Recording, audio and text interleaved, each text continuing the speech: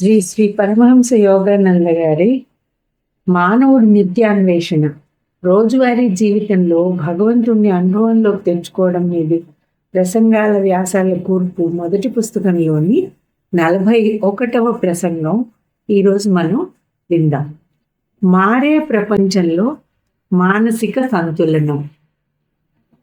ఎన్సినీటస్లోని self realisation fellowship ప్రథమ దేవాలయంలో August 3వ తేదీన 1939న ఈ ప్రసంగం ఇవ్వబడింది. పశ్చిమ దేశాలలో భౌతిక సుఖాలకు ప్రాముఖ్యం ఇవ్వడం మనం గమనిస్తాం. పశ్చిమ దేశస్థులు వాతావరణం ఎక్కువ వేడిగా ఉన్నప్పుడు చల్లబరిచే సాధనం ఏదో ఒకటి లేకపోతే బాధపడతారు. ఎక్కువ చలిగా ఉంటే కృత్రిమమైన వేడి లేనిదే ఉండలేరు. కానీ భారతదేశపు మహాత్ములు దీనికి భిన్నమైన తత్వాన్ని బోధిస్తారు. శీతోష్ణాలు, సుఖదుఖాలు, ఇంద్రియాల భ్రమజనిత సూచనల వల్ల మానవులు మానసిక శారీరక అనుభూతులకు ప్రాధాన్యం ఇవ్వడం అలవాటు చేసుకోవడం వల్ల కలుగుతాయని, వివేకవంతుడు ద్వంద్వాలన్నింటికీ అతీతుడుగా ఎదుగుతాడని వారు చెప్తారు. మానవుడు కఠిన శిక్షణ ద్వారా శరీరానికి హాని కలిగించుకోవాలని వారు చెప్పరు. శరీరానికి సామాన్యమైన రక్షణ కల్పించుకుంటూనే ఆ ఇంద్రియానుభవం నుంచి మానసికంగా విముక్తి పొందాలని వారు బోధిస్తారు.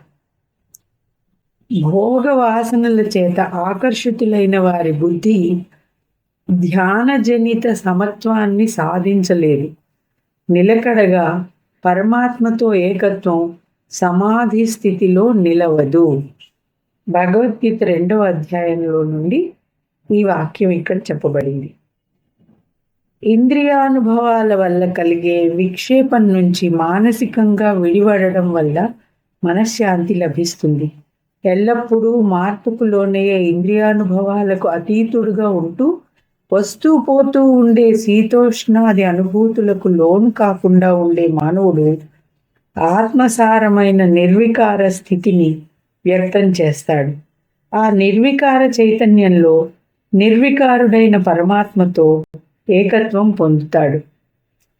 వివిధమైన ఇంద్రియానుభవాలకు బానిసలా లొంగి ఉండడం వల్ల మనస్సు, ఆత్మ కూడా కలత చెందుతాయి.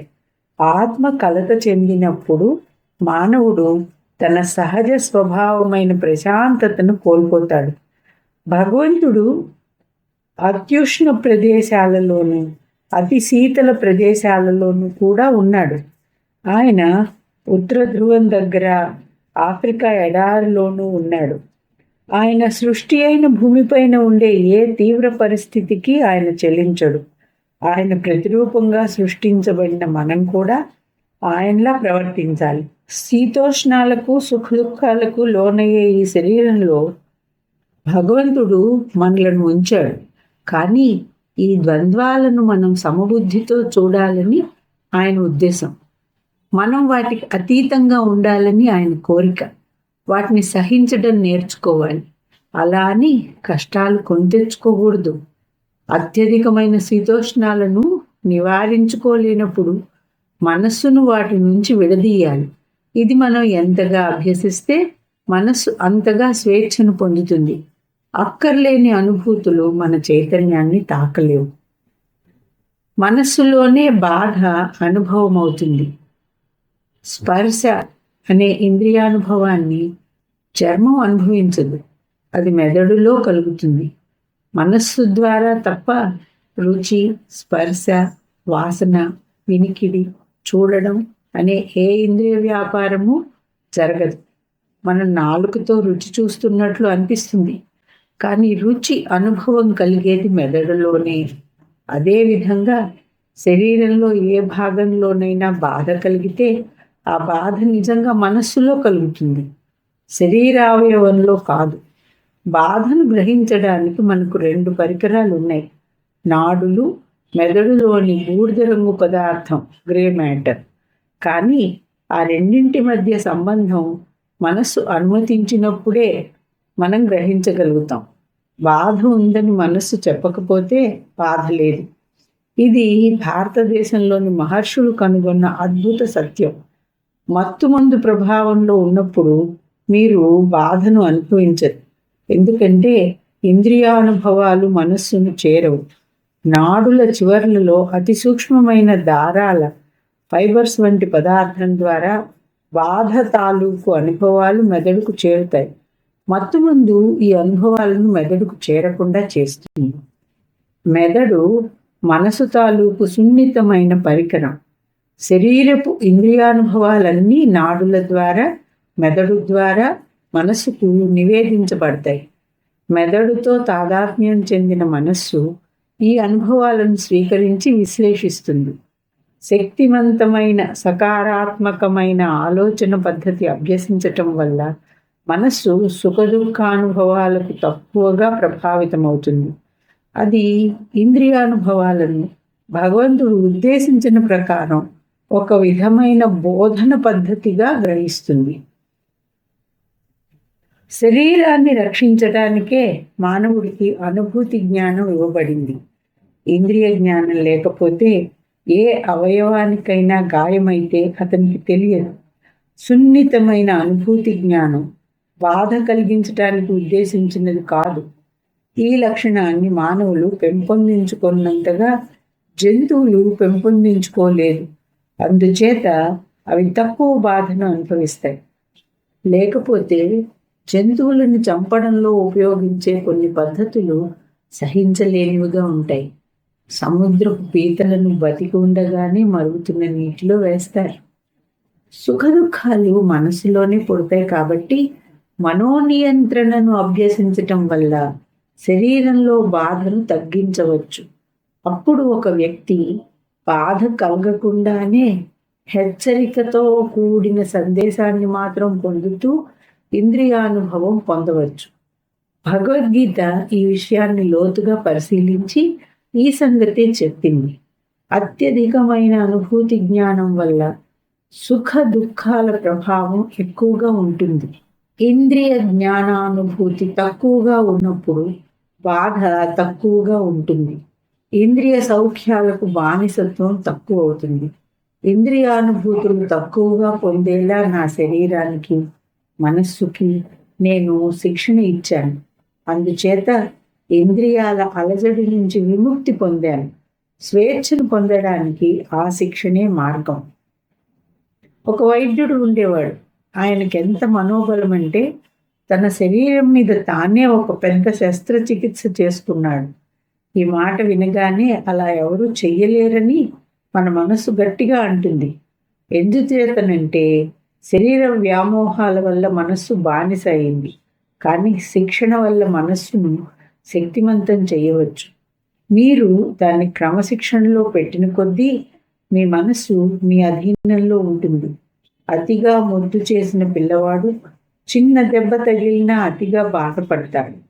కఠిన క్రమశిక్షణలో పెరిగిన పిల్లవాడు పెద్ద గాయం అయినా ఏమాత్రం బాధపడకపోవచ్చు. ఇంద్రియాల నియంతృత్వం నుంచి మీరు విముక్తి పొందవచ్చు. ఈ విషయంలో భారతదేశంలోని ఉత్తమ గురువులు ఇచ్చే శిక్షణ పశ్చిమ దేశపు పాఠశాలల్లో ఇచ్చే శిక్షణకు విభిన్నంగా ఉంటుంది. భారతదేశపు గురువులు తమ విద్యార్థులకు శరీరం, దాని అనుభూతుల బానిసత్వం నుంచి పూర్తి స్వేచ్ఛను పొందడం బోధిస్తారు. పశ్చిమ దేశాలలో సౌకర్యాలు వృద్ధి పొందడం వల్ల శరీర సుఖం ప్రోత్సహింపబడి మానసిక శక్తిని పెంపొందించే ప్రయత్నం జరగడం లేదు. భారతదేశంలో మాకు చిన్నతనం నుండి ఇంద్రియాల నియంతృత్వాన్ని మొగ్గలోనే తుంచివేయడానికి శిక్షణ ఇస్తారు. మా రాంచీ స్కూలులో విద్యార్థులైన చిన్నపిల్లలు నేలపై చాపల మీద పడుకునేవారు. చాలా ఆరోగ్యవంతులుగా ఉండేవారు. సుఖంగా నిద్రపోవడానికి కానీ, కాస్త ప్రశాంతంగా ఉండడానికి కానీ అనేకమైన బాహ్య అవసరాలు, వస్తువులు ఉండాలని పాశ్చాత్యులు భావిస్తారు. భారతదేశంలో వేడి ఇసుకలో కూర్చుని ధ్యానం చేయడం మాకు బోధించారు. క్రమక్రమంగా రోజంతా ఎండలో కూర్చోవడం, అదేవిధంగా చలికి ఓర్చుకోవడం నేర్చుకున్నాం. ఈ శిక్షణ ఫలితంగా నా మనసుకి దేనివల్ల కలత కలగనంతటి మనోబలం నాకు కలిగింది. నా మనసును ఇంద్రియాలనే టెలిఫోన్ల నుంచి వేరు చేసినప్పుడు నన్ను ఏది బాధించదు. కొన్ని సంవత్సరాల క్రితం వాతావరణం భరించలేనంత వేడిగా ఉంది. నా చుట్టూ ఉన్న వారందరూ రొప్పుతూ ఆయాసపడుతున్నారు. మానసిక సహవాసం వల్ల వారు పడుతున్న బాధ నాకు కూడా వ్యాపించింది. నేను ఏదో రాయాలనుకున్నాను, కానీ అసౌకర్యం వల్ల ఏకాగ్రత కుదరడం లేదు. ఏమిటి విషయం, ఏమైంది నీకు అని నన్ను నేను చీవాట్లు పెట్టుకుని ఇలా ప్రార్థించాను. ప్రభు, ఒకే విద్యుత్ శక్తి వల్ల ఓవెన్, రొట్టె కాల్చే ఓవెన్లో వేడి, రిఫ్రిజిరేటర్లో చల్లదనం ఏర్పడుతున్నాయి. ఇక్కడ చల్లగా ఉంది. నా చుట్టూ మంచు తెర వేసినట్లుగా వాతావరణం చల్లగా మారింది. నాకు ఒక గొప్ప ఉత్తేజం కలిగింది. ఏ కష్టమూ లేకుండా నా రచన కొనసాగించాను. ఇంకొకసారి చాలా సంవత్సరాల క్రితం పైకప్పు లేని కారులో నేను దూర ప్రయాణం చేస్తున్నాను. నాతో చాలామంది ఎస్ఆర్ఎఫ్ విద్యార్థులైన యువకులు ఉన్నారు. వారిలో ఒకడు నా కార్యదర్శిగా పనిచేస్తున్నాడు. అతడు నేను ఊలు దుప్పటి కప్పుకుని కారులో పడుకున్నాం. రాత్రి అపరిమితమైన చలిగా ఉంది. నేను గాఢంగా నిద్రపోయినప్పుడు దుప్పటి పూర్తిగా అతడు లాక్కుంటున్నాడు. నాకు కొంచెం తెలివి వచ్చినప్పుడు అప్రయత్నంగా ఆ దుప్పటి నేను లాక్కుంటున్నాను. ఇలా కొంతసేపు జరిగింది. అప్పుడు నా మనస్సులో ఇలా అనుకున్నాను, నువ్వెందుకు ఇలా ప్రవర్తిస్తున్నావు? అంతా సరిగానే ఉంది, నువ్వు వెచ్చగా ఉన్నావు. నేను దుప్పటిని వదిలివేసి ధ్యానించటం మొదలుపెట్టాను. నా శరీరం పొయ్యిలో రొట్టెలా వేడెక్కింది. 2 గంటల తర్వాత విద్యార్థులు నిద్రలేచి చలితో వణుకుతూ నేను నిశ్చలంగా కూర్చుని ఉండడం చూశారు. నేను దివ్యానంద స్థితిలో ఉన్నాను. నేను మరణించానని వాళ్ళు అనుకున్నారు. వాళ్ళు కంగారులో వేసిన కేకలకు నేను సమాధి స్థితి నుంచి బయటికి వచ్చి చిరునవ్వుతో, ఏమిటి హడావిడి, ప్రయాణం కొనసాగిద్దాం అన్నాను. వాళ్ళు నా గురించి ఆందోళనతో ఇలా అన్నారు, కానీ మీరు చలిలో కోటు దుప్పటి లేకుండా ఎలా కూర్చుని ఉన్నారు? అయినా నాకు రొంప కూడా చేయలేదు. నేను ఒక్కడినే వెచ్చగా ఉన్నాను. మీరు చేయవలసింది ఏమంటే, మీ మనస్సుకు సకారాత్మకంగా అనుకూలంగా ఉండేందుకు శిక్షణ ఇవ్వాలి.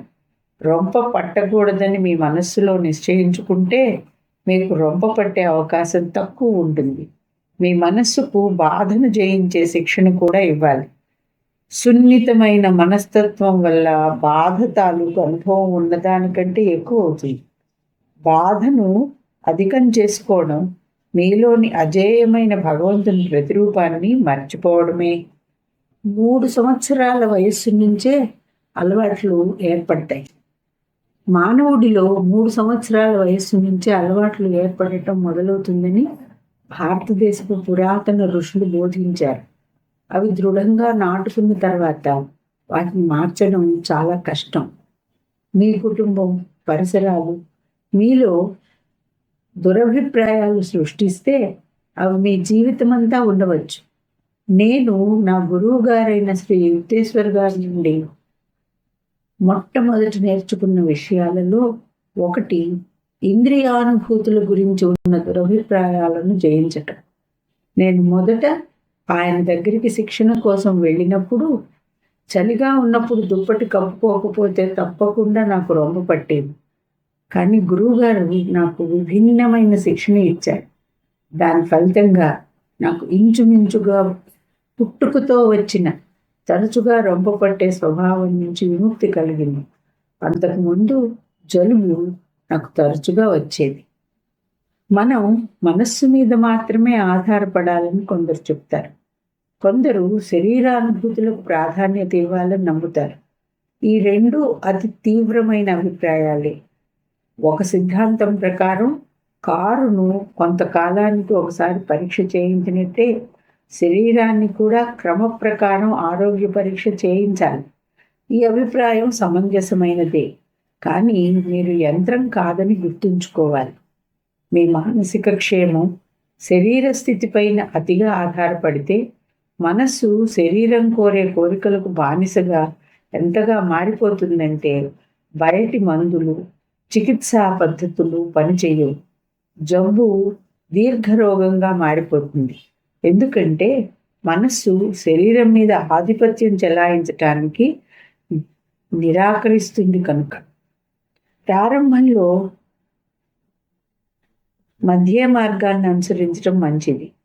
తెగితే కొంచెం ఐరన్ రాయాలి, కానీ పూర్తిగా మందుల మీద ఆధారపడకూడదు. సరైన జాగ్రత్తలు తీసుకుంటూ క్రమక్రమంగా మనస్సు మీద ఎక్కువగా ఆధారపడటం నేర్చుకోవాలి. మహాత్ములు కూడా మందులను ఉపయోగించారు. ఎందుకంటే అవి కూడా భగవంతుడు సృష్టించిన మూలికలు, రసాయనాలే కదా. మహాత్ములకు మందుల అవసరం లేదు, కానీ భగవంతుడి శక్తి అసంఖ్యాకమైన పద్ధతులలో పనిచేస్తుందని చూపటానికి ఒక్కోసారి వారు షాపులో దొరికే మందులను కూడా ఉపయోగించవచ్చు.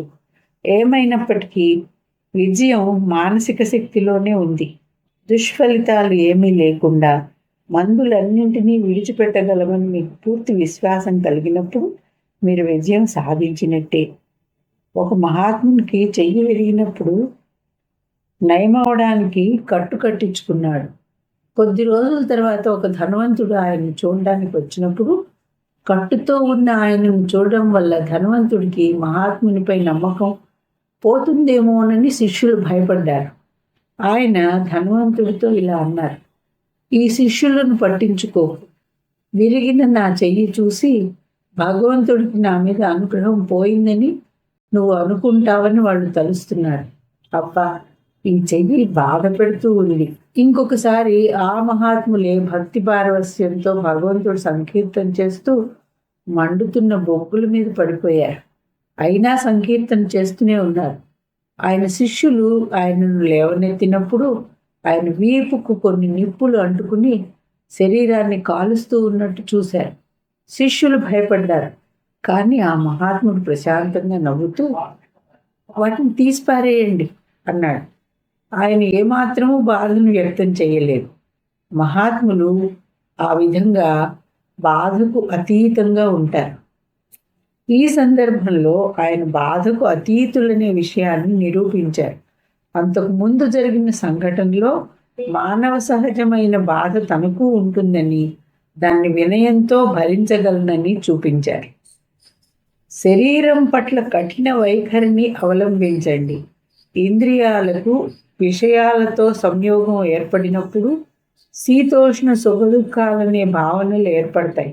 ఈ భావనలు క్షణికమైనవి, అశాశ్వతమైనవి. వాటిని సహనంతో భరించండి. భగవద్గీత 2వ అధ్యాయంలో చెప్పబడింది. కొంచెం రొంప లేదా కొంచెం నొప్పి కలిగితే ఎందుకంత బాధపడాలి? యుద్ధంలో గాయపడిన వారు ఎంత బాధపడతారో ఆలోచించండి. కానీ దేశభక్తుని కంటే కూడా ఆధ్యాత్మిక సాధకుడు బలవంతుడు. అతడు మనస్సుకు ఓర్చుకోవడంలో శిక్షణ ఇవ్వడం ద్వారా ఎక్కువ ధైర్యాన్ని పెంపొందించుకుని చివరికి అన్ని రకాల కష్టాలకు, బాధలకు అతీతంగా ఉంటాడు. మారే ప్రపంచంలో మానసిక సంతులనం అనే ప్రసంగంలోని మొదటి భాగం ఇంతటితో ఆపుదాం. మాత్రా స్పర్శాస్తు కౌంతేయ శీతోష్ణ సుఖ దుఃఖదాః ఆగమాపాయినో నిత్యాః తాం స్థితిక్షస్వ భారత యం హి న వ్యథయంత్యేతే పురుషం పురుషర్షభ సమదుఃఖ సుఖం ధీరం సోమృతత్వాయ కల్పతే.